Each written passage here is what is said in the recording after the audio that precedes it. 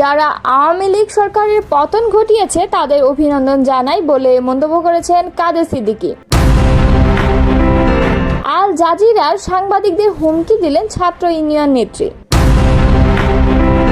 নির্বাচন কমিশনের নিরপেক্ষতা প্রমাণের জন্য স্থানীয় নির্বাচন আগে দিতে হবে।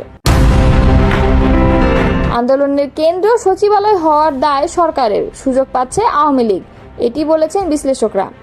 এতক্ষণ শুনছিলেন সংবাদ শিরোনাম, এবারে বিস্তারিত। শ্রমিক নিয়ে জনতা লীগের প্রতিষ্ঠাতা সভাপতি বঙ্গবীর কাদের সিদ্দিকী বীরুত্তম বলেছেন, যারা আওয়ামী লীগ সরকারের পতন ঘটিয়েছে বৈষম্য বিরোধী আন্দোলনের মধ্য দিয়ে আমি তাদের সাধুবাদ, ধন্যবাদ ও অভিনন্দন জানাই। শনিবার বিকেলে টাঙ্গাইল শহরের সোনার বাংলা কমিউনিটি সেন্টারে কাদেরিয়া বাহিনীর মুক্তিযোদ্ধাদের মিলন মেলা ও আলোচনা সভায় প্রধান অতিথির বক্তব্যে তিনি কথা বলেন। এ সময় কাদের সিদ্দিকী বলেন, তবে তারা যদি বঙ্গবন্ধুকে অস্বীকার করে, তারা যদি স্বাধীনতাকে অস্বীকার করে, মুক্তিযোদ্ধাদের অস্বীকার করে, অসম্মান করে, একসময় যেমন পাকিস্তানের বিরুদ্ধে দাঁড়িয়েছি তাদের বিরুদ্ধে দাঁড়াতে আমাদের একটুও বাধবে না। তিনি বলেন, বাংলাদেশ নিয়ে কারো সঙ্গে আপোষ হবে না। আমরা চাই মুক্তিযুদ্ধ, মুক্তিযোদ্ধা এ নিয়ে আপোষ না হোক। আমাদের কণ্ঠ জয় বাংলা, এটি নিয়ে কোনো আপোষ করব না। আমাদের নেতা বঙ্গবন্ধু শেখ মুজিবুর রহমান, আমরা সবাই তার কর্মী। বঙ্গবন্ধু ও জিয়াউর রহমানকে নিয়ে কোনো আপোষ নেই। আমরা স্বাধীনতাকে দেখতে চাই, নতুন করে স্বাধীনতা বানাতে চাই না। কাদের সিদ্দিকী আরও বলেন, নিরপেক্ষভাবে বললে বৈষম্য বিরোধী আন্দোলন যারা করেছে তারা আল্লাহর নির্ধারিত পথে আল্লাহর ইচ্ছাকে বাস্তবায়ন করেছে। কোনো সরকার যদি ওইরকম অন্যায় করে তাহলে আল্লাহর তরফ থেকে পতন আসে। শেখ হাসিনা অন্যায়, আওয়ামী লীগের অন্যায় ভালোভাবে না চালাতে পারায় সব কিছু মিলে মানুষ ক্ষুব্ধ হয়েছে। মানুষ বেরিয়ে এসেছে বলেই তাদের বিজয় এসেছিল, এই বিজয় তাদের একার নয়।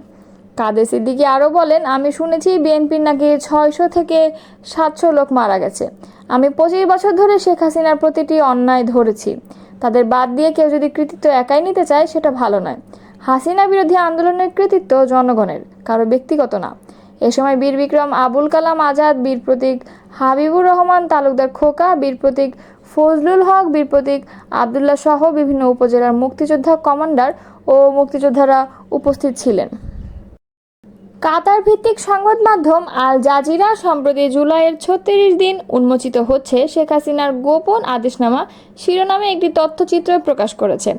প্রতিবেদনে বলা হয়েছে, গত বছরের শিক্ষার্থীদের আন্দোলনের সময় ক্ষমতাচ্যুত স্বৈরশাসক শেখ হাসিনা সরাসরি প্রাণঘাতী হামলার নির্দেশ দিয়েছিলেন। আলোচিত এই প্রতিবেদনটিতে ঢাকা বিশ্ববিদ্যালয়ের শাখা ছাত্র শিবিরের সাবেক সভাপতি সাদিক কায়েমের সাক্ষাৎকার রয়েছে। তবে সেখানে বৈষম্য বিরোধী আন্দোলন মুখ্য সমন্বয়কের দায়িত্ব পালন করা নাহিদ ইসলাম ও স্থানীয় সরকার উপদেষ্টা পদে আসিফ মাহমুদ সজীব ভুঁইয়ার সাক্ষাৎকার না নেওয়ায় ফেসবুকে অনেকেই সমালোচনা করেছে। কেউ কেউ আবার বলেছেন, সাদিক কায়েমের ইন্টারভিউ নেওয়ায় অনেকের গাত্রদাহ হচ্ছে। আল জাজিরায় সাদিক কায়েমের সাক্ষাৎকারের সমালোচনা করে AHM শাহী নামে এক ব্যক্তি গতকাল শুক্রবার দুপুরে ফেসবুকে একটি স্ট্যাটাস দেন। তার ভাষ্য, জুলাই গণ অভ্যুত্থানে ফ্রন্ট লাইনারের মধ্যে ছিলেন নাহিদ, একমাত্র দৃশ্যমান আপোষহীন চরিত্র। সমন্বয়ক পরিচয়ের মধ্যে নাহিদ হয়ে উঠেছিলেন অন্যদের আইকন ক্যারেক্টার। সাদিক কায়েম শিবির পরিচয়ে আত্মপ্রকাশের আগে আমি তাকে চিনতাম না। এটা আমার জানাশোনা সীমাবদ্ধতা নয়। আমার মতো দেশের হাজার হাজার অভ্যুত্থানপন্থী জনতা আন্দোলনে সাদিক নামে কিছু আছে জানতেন না। এটা সাদিকের সমস্যা না, সে জুলাইয়ের শক্তি, জুলাইয়ের হিস্সা সে পায়। সমস্যা হলো আল জাজিরা আর সামিরের। আল জাজিরা পুরো ডকুমেন্টারিতে কৌশলগতভাবে জুলাইয়ের মেইন স্ট্রিম হিসেবে সাদিককে সামনে এনেছে। ব্যালেন্স করার জন্য আল জাজিরা নাহিদকে রিচ করতে পারল না। নেতৃত্বের মধ্যে সবচেয়ে বড় দুই সার্ভাইভার নাহিদ ও আসিফের একটি সাক্ষাৎকার নেওয়া গেল না। শাহীনের এই সমালোচনামূলক স্ট্যাটাসের পক্ষে বিপক্ষে নেটিজেনরা নানা মন্তব্য করেন। এর মধ্যে বাংলাদেশ ছাত্র ইউনিয়নের একাংশের কেন্দ্রীয় কমিটির সহসভাপতি নাজিফা জান্নাত আল জাজিরার সাংবাদিকদের হুমকি দিয়ে বসেন। শাহীন স্ট্যাটাসটি শেয়ার করে নিজের ফেসবুক ওয়ালে নাজিফা লেখেন, আল জাজিরা এই রিপোর্টে সংশ্লিষ্ট সাংবাদিকদের কষায় থাপড়ানো উচিত। সিরিয়াস জবাবদিহিতার মধ্যে আনা উচিত। ছাত্রলীগের আমব্রেলার নিচে ঘাপটি মেরে থাকা সাদিক কায়েম নাকি জুলাই অভ্যুত্থানের কি ফিগার, সেই এই বিষয়ে নাজিফার বক্তব্য জানতে তার মোবাইলে কল করা হলে তিনি রিসিভ করেননি। আওয়ামী লীগ সরকার পতনের পর গত 11 মাসে সচিবালয় ঘেরাও করে আন্দোলন এবং অবস্থান কর্মসূচির মতো ঘটনা ঘটেছে অর্ধ শতাধিক। বিশ্ববিদ্যালয়ের শিক্ষার্থী, রিকশাচালক থেকে শুরু করে বিডিআর ও আনসার সদস্যরাও বাদ যাননি। প্রশাসনিক সিদ্ধান্ত গ্রহণের বদলে দাবি দেওয়া আদায়ের প্রধান কেন্দ্র যেন হয়ে উঠেছে সচিবালয়। এসব কর্মসূচি চলাকালে অত্যন্ত স্পর্শকাতর এই স্থাপনার গেট ভেঙে ফেলা, হামলা, ভাঙচুরের অন্তত 4টি ঘটনা ঘটেছে। সবশেষ শিক্ষা উপদেষ্টা আর আবরারের পদত্যাগ দাবিতে সচিবালয়ে শত শত শিক্ষার্থী ঢুকে পড়ে। নির্বিচারে ভাঙচুর করা হয় গাড়িসহ নানা স্থাপনা। এখন প্রশ্ন উঠছে, কেন বারবার আন্দোলন ও দাবি দেওয়ার কেন্দ্রবিন্দু হয়ে উঠছে সচিবালয়?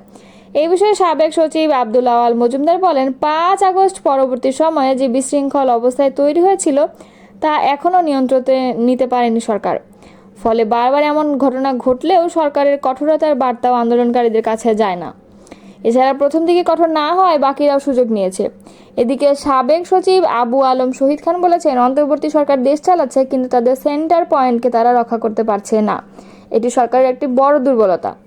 এমন অবস্থার জন্য মন্ত্রণালয়, আমলা ও বিভিন্ন সংস্থার দ্বারা দায়িত্বশীলদের অদক্ষতা এবং স্ব ক্ষেত্রে ভূমিকা রাখতে না পারাকেও দায়ী করেছেন সাবেক শহীদ খান। বলেন, এই ঘটনার পুরো দায় সরকারের উপদেষ্টাদের। তারা ভুল পদক্ষেপ নিয়েছেন।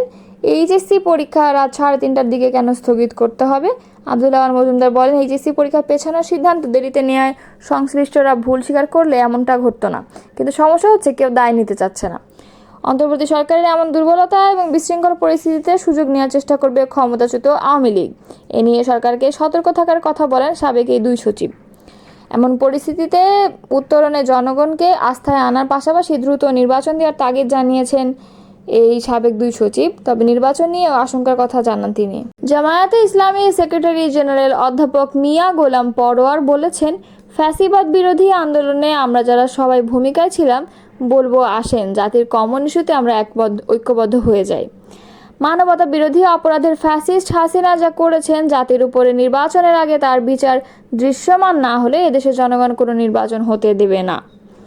সংস্কার চাই, পিআর চাই। আমরা আরও দাবি করেছি, জাতীয় নির্বাচনের আগে নির্বাচন কমিশনের নিরপেক্ষতা প্রমাণ করার জন্য স্থানীয় নির্বাচন আগে দিতে হবে বলে উল্লেখ করেন তিনি।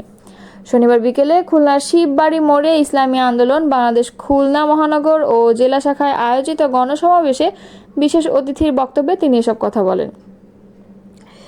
গণসমাবেশে প্রধান অতিথি ছিলেন ইসলামী আন্দোলন বাংলাদেশের আমির চরমোনাই পীর মুফতি সৈয়দ মোহাম্মদ রেজাউল করিম। সমাবেশে মিয়া গোলাম পরোয়ার বলেন, এমন নতুন বাংলাদেশ আমরা চাই যেখানে ক্ষুধা, দারিদ্র, অনাচার, অবিচার থাকবে না, অন্নহীনের মর্মব্যথা, বস্ত্রহীনের আকুতি থাকবে না। অর্থ পাচার, লুটপাট, আইন আদালতকে অপব্যবহার করে ভিন্ন মতকে দমন করা, আলেম ওলামা পীর মাশায়েখকে কারাগারে ঢুকিয়ে হাজার হাজার লোককে বন্দি করে নির্যাতন করা, নিরপরাধ মানুষকে নিয়ে বৃদ্ধ বয়সে ফাঁসিতে ঝুলানো, এসব আমরা চাই না।